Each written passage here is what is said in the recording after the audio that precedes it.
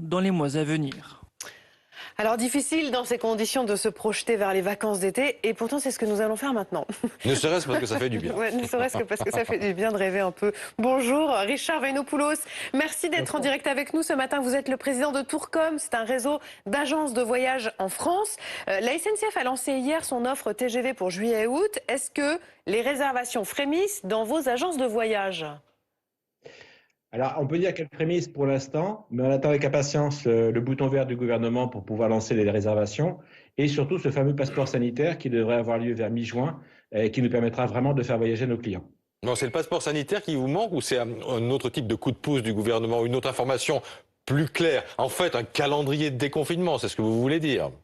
Alors, un calendrier des confinements, je ne vais pas leur demander ça parce qu'ils ont déjà du mal 24 heures sur 24. Mais c'est vrai que si le gouvernement donne une information très, très précise demain, comme l'a fait Johnson en Angleterre, c'est clair que là, les réservations partiront sans aucun problème. Vous y croyez vraiment? Ah ben écoutez, ça fait un an qu'on essaie d'y croire. Alors, bon, moi je pense qu'au mois de juin ça va repartir parce que quand même une partie de la population sera vaccinée. Les tests PCR se font très rapidement et très facilement. Les personnes qui sont immunisées, il y en a de plus en plus. Donc et puis il faut bien savoir quand même que la France c'est 8% du PIB du tourisme. La PACA c'est 30%, la région parisienne c'est 35%.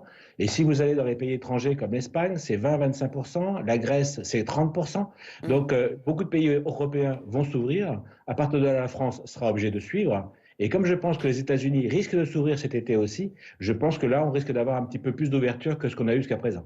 Bon, la préoccupation principale pour les voyageurs, c'est de savoir s'ils vont être remboursés en cas d'annulation pour Covid, s'ils tombent malades avant de partir ou s'il y a un confinement dans le pays où ils vont. Comment en être sûr du remboursement ? Alors, la SNCF et les compagnies aériennes comme Air France font des tarifs flexibles, c'est-à-dire qu'aujourd'hui, au lieu d'avoir des conditions draconiennes d'annulation, elles sont très souples, donc tout le monde peut annuler à la dernière minute sans frais.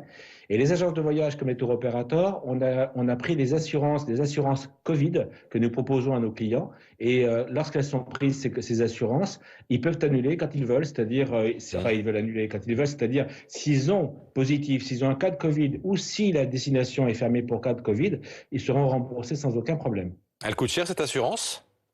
Non, entre 24 et 40 euros. Et en plus, l'avantage, c'est que vous soyez tout seul, à deux ou avec des amis, ça sera toutes les personnes qui seront prises en charge.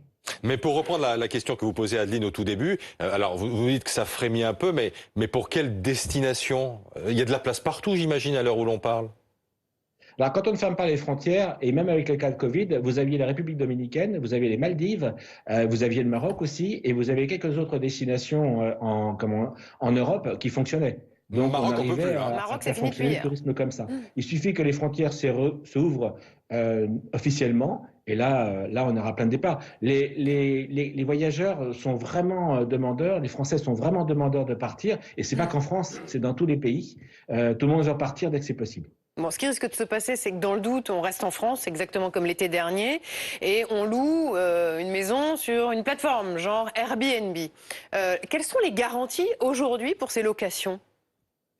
Alors, le principe Airbnb est un principe très intelligent et très intéressant, comme d'autres équivalents. Le seul petit défaut, c'est que c'est de l'Internet.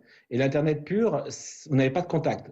Donc, Airbnb fait ses réservations, touche ses commissions, mais c'est le propriétaire qui va décider s'il y a annulation ou pas. Et là, dans le contrat, il faudra bien vérifier cette clause, parce que si les propriétaires ne veulent pas rembourser, le client ne récupérera rien. Merci beaucoup, merci d'avoir été en direct avec nous. Vous nous avez vraiment donné envie de prendre l'air. Merci. Merci beaucoup. Fermeture des écoles, donc c'est a priori l'option qui est privilégiée par le